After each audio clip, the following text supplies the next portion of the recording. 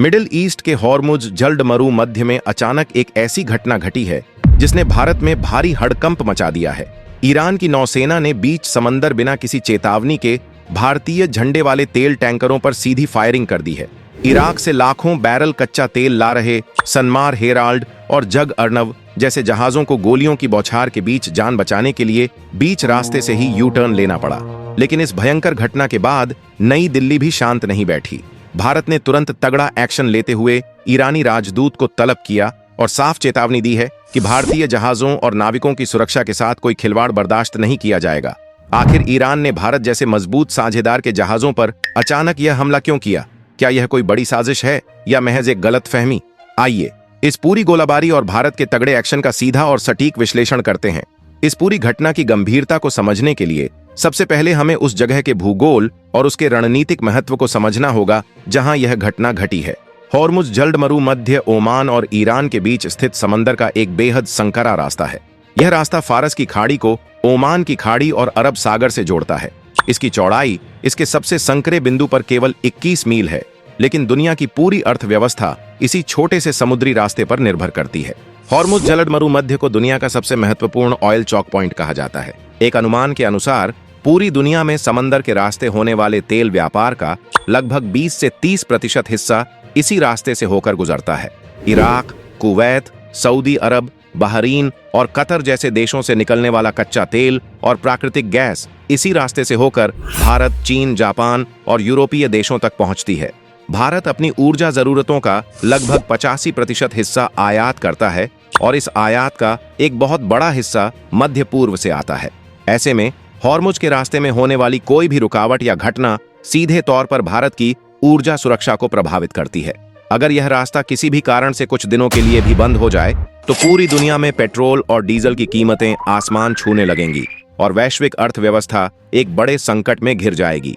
इसीलिए इस संकरे रास्ते पर सुरक्षा बनाए रखना पूरी दुनिया और विशेष रूप से भारत के लिए अत्यंत महत्वपूर्ण है। अब आते हैं उस घटना पर जिसने इस शांत समुद्री रास्ते में अचानक तनाव पैदा कर दिया।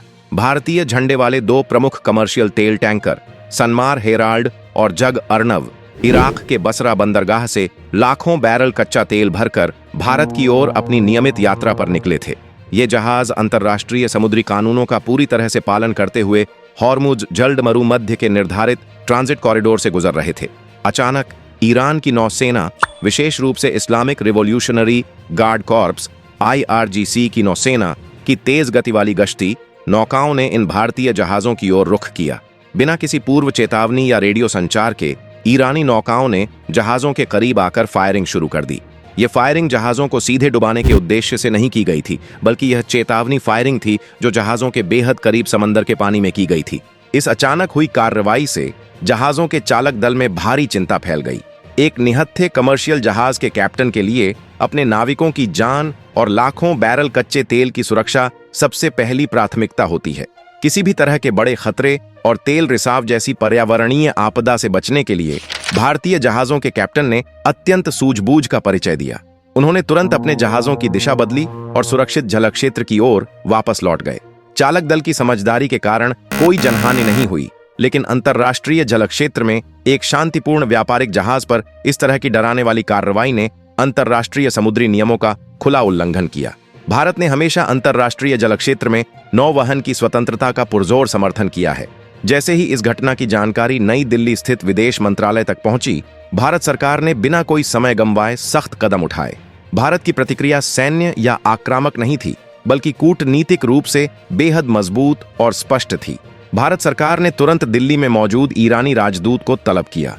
कूटनीतिक भाषा में किसी देश के राजदूत को तलब करना एक बेहद सख्त कदम माना जाता है, जो यह दर्शाता है कि घटना को लेकर भारी असंतोष है। भारतीय अधिकारियों ने ईरानी सरकार के सामने स्पष्ट रूप से अपनी चिंता और कड़ी आपत्ति दर्ज कराई। भारत का संदेश बिल्कुल साफ था।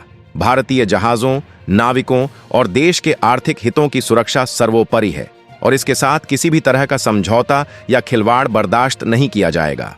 भारत ने ईरान से इस पूरी घटना की पारदर्शी जांच की मांग की और यह सुनिश्चित करने को कहा कि भविष्य में किसी भी भारतीय कमर्शियल जहाज को इस तरह की अकारण और अनुचित कार्रवाई का सामना न करना पड़े। नई दिल्ली का यह एक्शन इस बात का प्रमाण है कि भारत एक मजबूत वैश्विक शक्ति के रूप में अपने नागरिकों और व्यापारिक हितों की रक्षा के लिए पूरी तरह से प्रतिबद्ध है। इस पूरी घटना का सबसे बड़ा सवाल यह है कि आखिर ईरान, जिसके भारत के साथ हमेशा से दोस्ताना संबंध रहे हैं, उसने ऐसा कदम क्यों उठाया।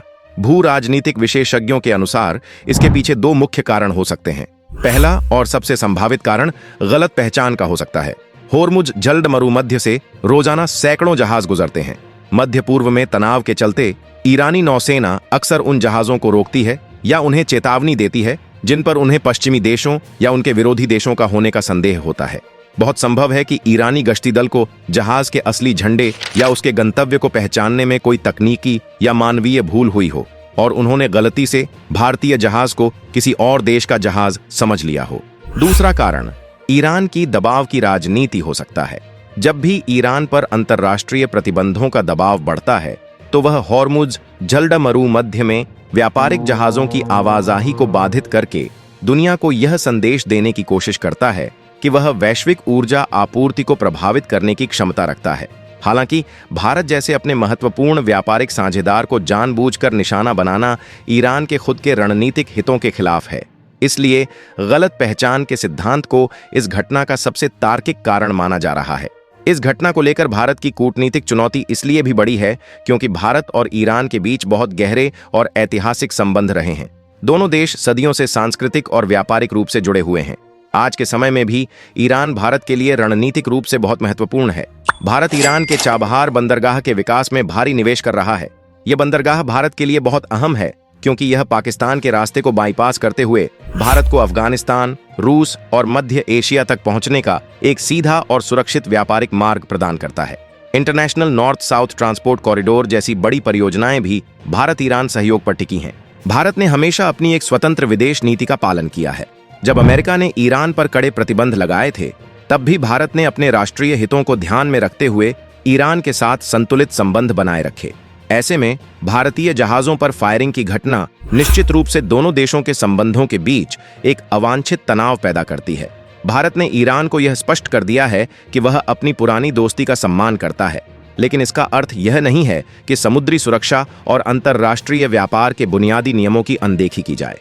यह घटना केवल भारत और ईरान के बीच का द्विपक्षीय मसला नहीं है, बल्कि यह पूरे अंतर्राष्ट्रीय समुदाय के लिए चिंता का विषय है।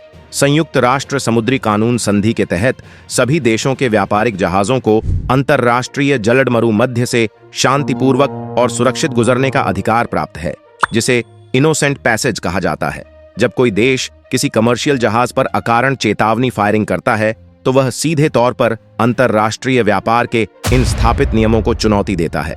दुनिया भर के निर्यातक, शिपिंग कंपनियां और नाविक इसी भरोसे पर काम करते हैं कि समंदर के रास्ते सुरक्षित रहेंगे। ऐसी घटनाएं न केवल जहाज के चालक दल के जीवन को खतरे में डालती हैं, बल्कि जहाजों की इंश्योरेंस लागत भी बढ़ा देती हैं, जिसका सीधा असर कच्चे तेल की कीमतों और अंततः आम आदमी की जेब पर पड़ता है।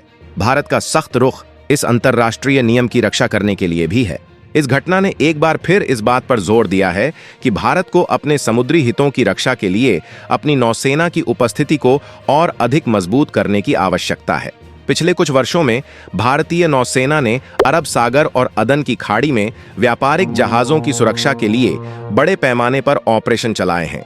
भारतीय नौसेना के युद्धपोत लगातार इन इलाकों में गश्त करते हैं और समुद्री डाकुओं या किसी भी अन्य खतरे से वाणिज्यिक जहाजों को बचाते हैं। हॉर्मुज में हुई इस ताज़ा घटना के बाद यह संभावना और बढ़ जाती है कि भारत इस महत्वपूर्ण व्यापारिक मार्ग पर अपने जहाज़ों की सुरक्षा सुनिश्चित करने के लिए नौसैनिक गश्त को और अधिक बढ़ा दे।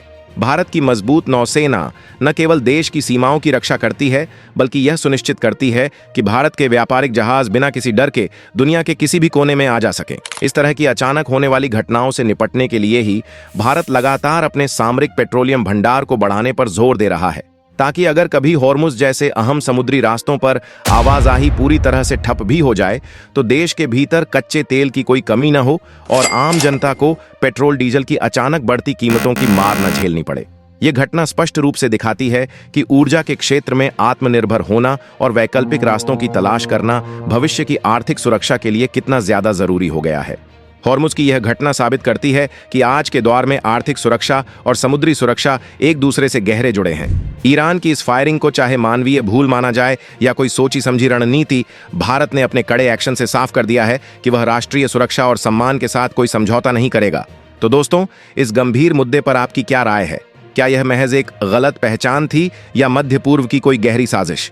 क्या भारत को इन समुद्री रास्तों पर अपनी नौसेना की मौजूदगी और बढ़ानी चाहिए? अपनी राय कमेंट बॉक्स में जरूर बताएं। अगर आपको यह जानकारी और विश्लेषण पसंद आया हो तो वीडियो को लाइक और शेयर जरूर करें। देश और दुनिया के ऐसे ही सटीक और गंभीर मुद्दों से जुड़े रहने के लिए हमारे चैनल को अभी सब्सक्राइब करें और बेल आइकन दबाएं। हमेशा जागरूक और तर्कशील बने। मिलते हैं अगले वीडियो में एक नए विषय के साथ। जय हिंद, वंदे मातरम।